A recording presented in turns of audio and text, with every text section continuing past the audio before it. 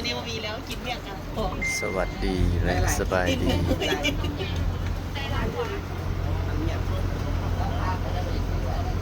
สบายดี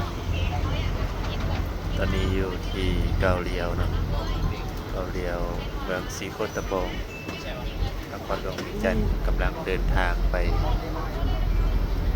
ดอนสิงซูเดินทางไปดอนสิงซูประเทศลาว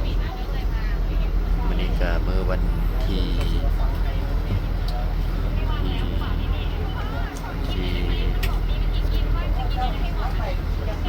11กรกฎาคม2026จะไปดอนตัวนั้นเนาะแต่ว่าทางเรือน่าจะอยู่จุดก็กำลังขี่ไปเพื่อจะไปไหว้พระที่ดอนสิงซู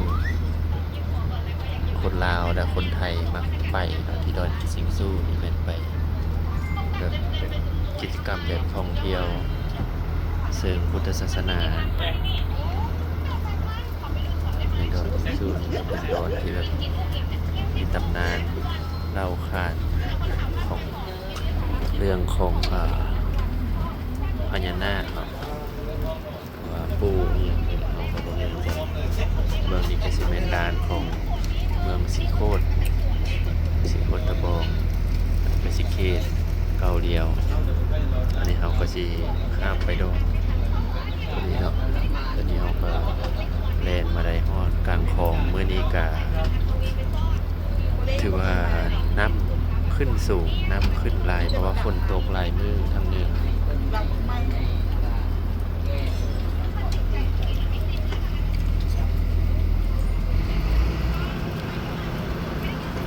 น้ำขึ้นสูงน้ำลายเรือก็ค่อยๆไป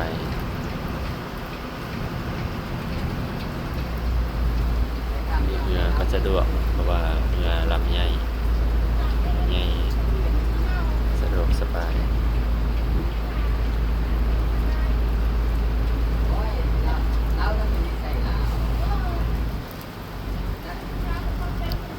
อากาศก็เย็นดีอากาศเย็นดีของการล่องเรือคาดว่าจะใช้เวลาอยู่ประมาณ10 นาที15 นาทีก็น่าจะฮอดดอนสิงซูเราก็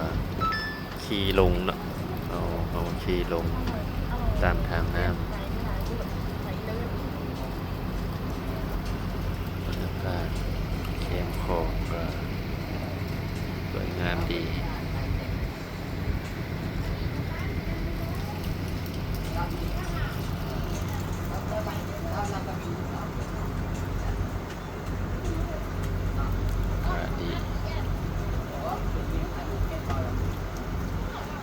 โอเคไว้พบกันใหม่คลิปหน้า